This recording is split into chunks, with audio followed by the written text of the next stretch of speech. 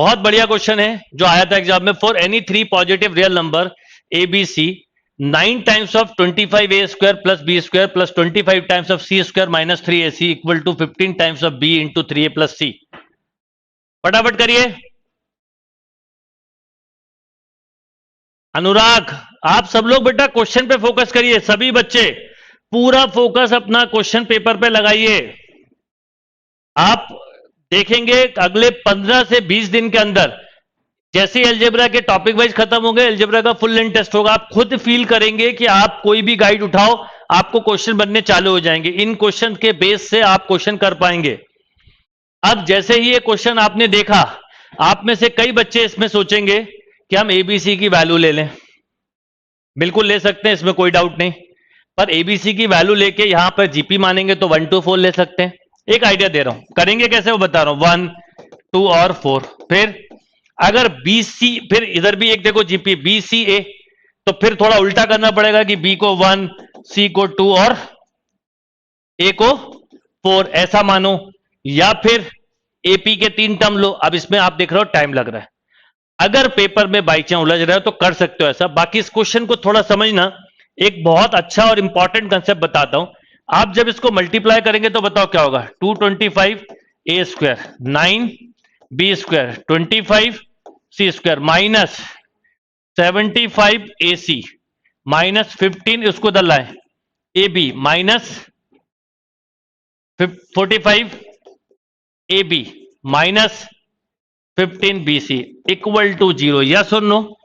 आप बताओ, इसको मैं चाहूं तो 15a का होल स्क्वायर लिख सकता हूं, 3b का होल स्क्वायर 25 5c का होल स्क्वायर। थोड़ा ध्यान देना बेटा, ये है 75ac minus 45ab minus 15bc equal to 0। यहां देखिए ध्यान से, ये 5 3 जा कितना होता है, 55 3 जा 45। किसके साथ? a और b के साथ देखिए 45 है। b और c के साथ देखिए, b इंटू सी को करिए, 5 3 जा 15, तो bc के साथ देखिए कितना 15। a और d c के साथ देखिए 15 7 जा 75 है, 15 5 जा 75। यस और नो? कभी भी ऐसा लिखा आ जाए, आप नोट करिए, A square plus B square plus C square minus A B minus B C minus C A और इक्वल टू 0 हो तो, और ना हो तो, दोनों केस में बता रहा हूं। इक्वल टू मान लो ये ऐसा लिखा हो तो आप इसको लिख सकते हो 1/2 ए माइनस बी का स्क्वायर बी माइनस सी का स्क्वायर सी माइनस ए का स्क्वायर। ये ट्रिक आपको और भी जगह हेल्प करेगी, इसलिए इसको नोट कर लीजिए। क्या लिखा मैंने, देखो, A square plus B square plus C square minus A B minus B C minus C A 1/2 A minus B का स्क्वायर बी माइनस सी का स्क्वायर। अब देखो आप मेंटली कर सकते हो, ए स्क्वायर 2 बार आया 2a स्क्वायर, बी स्क्वायर 2 बार आया 2b स्क्वायर, सी स्क्वायर 2 बार आया 2c स्क्वायर, यहां minus 2ab minus 2bc minus 2ca, 2 से सब कैंसिल, तो यही बचा। ये कंसेप्ट बड़ा यूजफुल है, ऐसी कई सारी नई चीजें आप सीखते चलोगे इस क्लास में। क्लियर और not? a plus B plus C का होल स्क्वायर अलग टर्म होता है, वो अलग आ रहा हूं मैं अभी उस पर। तो ये आपको बड़ा काम में आने वाला कंसेप्ट है। आप सोचिए क्या होता है जब जेई में क्वेश्चन आते हैं, क्वेश्चन कभी टफ नहीं होते, क्वेश्चन बड़े लॉजिकल होते हैं, कंसेप्चुअल होते हैं। किसी ने बेस बना के पढ़ाई की है तो बहुत अच्छे से पिकअप कर सकता है। इसलिए मैं आपको बोल रहा हूं कि क्लास केवल जेई के स्टूडेंट के लिए नहीं है, हर उस स्टूडेंट के लिए है जो हायर बेस पे बेस्ड एग्जाम देने वाले हैं, तो उनके लिए काम की क्लास है। 11th 12th के लिए काम की क्लास है, जेई के लिए है, निमसेट के लिए है, एनडीए के लिए, क्योंकि आपका कहीं ना कहीं ये कंसेप्ट बहुत स्ट्रॉन्ग करने वाले हैं। ये क्लियर बेटा? अब बताओ ये लिखने का फायदा क्या हुआ, थोड़ा सा इसको छोटा करते हैं क्वेश्चन को। ये लिखने का एडवांटेज समझे हम, तो यहां पर ऐसा ही लिखा। अच्छा, पहचानोगे कैसे? ए और बी का कॉम्बिनेशन, ए और बी के साथ 45 आना चाहिए, देखो है। बी और सी के साथ कितना आना चाहिए? 15 है। सी और ए के साथ, अब मान लो अभी नहीं पता, पता चल गया ये, तो आप इसको ऐसा लिख सकते थे 1/2 टाइम्स, बोलो ए सॉरी आप कितना लिखते बोलो, 15a माइनस 3b का होल स्क्वायर। फिर एक एक कॉम्बिनेशन लो, बोलो बेटा, 3b माइनस 5c का होल स्क्वायर प्लस बोलो 5c माइनस 15a का, दिस शुड बी 0। अब एक लॉजिक आपको पता है कि अगर कभी ऐसा लिखा है कि दिस इक्वल टू 0, ये केवल और केवल जब ही हो सकता है जब a minus B equal to 0 हो, b minus C equal to 0 और c माइनस, तो इसका मतलब इनको 0 से जैसे ही इक्वेट करोगे आपको रिलेशन मिल जाएगा। ये क्वेश्चन का बेसिक था। वैल्यू लेके 100% कर सकते हो, पर चाहो तो आप ऐसे भी कर सकते हो। बेटा ये अगर आपको इक्वल टू में नहीं है तो यहां 1/2 आ जाएगा। अगर या तो यहां इक्वल टू है इसलिए आप 0 कर दोगे 2 को, पर इक्वल टू नहीं है तो भी कोई दिक्कत नहीं है, ये 1/2 इंटू दिस बनेगा। अब ऐसे कई बार क्वेश्चन जब आए, जैसे मैंने इस पेपर में 20 क्वेश्चन रखे थे, मान लो ऐसा क्वेश्चन आता है, देन आपको एक काम करना चाहिए। जैसे आपको लग रहा है टाइम कंज्यूम कर रहा है, पहले सिंपल करो फिर टफ करो, पहले ढूंढो। पेपर से हमेशा सिंपल क्वेश्चन ढूंढने की आदत होना चाहिए, फिर करिए। तो आप देखिए यहां पर ध्यान से कि आप क्या बोलोगे, बोलो 15a minus 3b equal to 0, यानी 5a इक्वल टू बोलो b, यस और नो। फिर यहां आ जाओ 3b minus 5c equal to 0, 3b equal to बोलो बेटा 5c, यहां जाओ 5c minus 15a equal to 0, then c equal to 3a।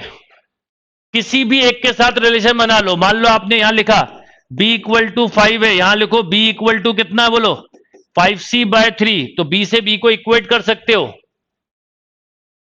b से b को इक्वेट कर सकते हो, तो b से b को इक्वेट करो तो a और c का रिलेशन भी है हमारे पास, कोई दिक्कत नहीं है। अब इस रिलेशन के बाद b इक्वल टू 5 है, 3b equal to 5c and c equal to 3a। बताइए क्या रिलेशन हो जाएगा। अब जैसे यहां पे दिया है कि A B C are in AP, कुछ भी वैल्यू मान सकते हो एबीसी की, यहां पर अब जो मर्जी वो मान सकते हो आप। क्या आएगा रिलेशन, देखिए बी के टर्म में देखो, बी के साथ ही सबके साथ रिलेशन बन रहा है। तो मान लो आपने ए की वैल्यू कितनी ले ली, जैसे इसके ऑप्शंस क्या क्या है वो देख लो, वैल्यू रख लो चाहो तो। जैसे ये दिया मान लो ऑप्शन थोड़ी देर के लिए कि A B C are in AP, या B C A are in, पहले एपी का देखें हम, तो एक आंसर है ना B C A are in AP. इसका मतलब क्या बताओ, 2c equal to A plus B, तो 2c इक्वल टू ए कितना है यहां बताओ, ए वहां पर कितना है, ए को सी के टर्म में लिख लो या किसी एक टर्म में लिखना है आपको सभी को, बोलो कितना c बाय 3, बी बोलो कितना है, बी को भी सी के टर्म में लिखो 5c बाय 3, देखिए ऐड करिए 6c bye 3 equal to 2c। तो इसका मतलब इसका करेक्ट आंसर हुआ B C A are in, देखना क्या दिया, देख लो एबीसी को रख के देख लो, आपको लगता है तो। आपको अगर ऐसा लगता है कि एबीसीआर इन एपी सबसे आखिरी ऑप्शन है, वो करके देख लीजिए, नहीं आएगा रिलेशन। आ रहा होगा तो अभी पकड़ में आ जाएगा। देखिए आपने ये रखा 2b equal to A plus C, रखिए ए की वैल्यू, बोलिए बी के टर्म में कितना b बाय 5, सी को रखिए b के टर्म में, ये देखो 3b बाय 5 कितना हो जाएगा 4b बाय 5, कहां आ रहा है इक्वल टू 2b, क्लियर। ऐसी जीपी के साथ भी, तो यानी ये क्वेश्चन थोड़ा सा अलग था, कैसे करना था वो समझ में आ गया होगा। नहीं समझे फिर बताता हूं, वैल्यू लेके करना होगा तो आपको ऐसा करना है, एपी के लिए वैल्यू मान लो जैसे 1 2 और 3, बिल्कुल कर सकते हो वैल्यू लेके, नो डाउट।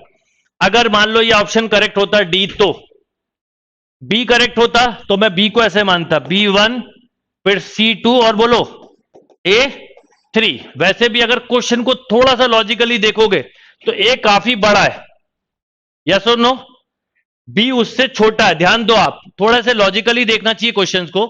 तो 25 में 9 का मल्टीप्लाई हो रहा है, ए सबसे बड़ा है, सी भी बड़ा, बी क्या है छोटा है, तो बी को मिडिल मोस्ट टर्म या छोटा टर्म लेके चलो,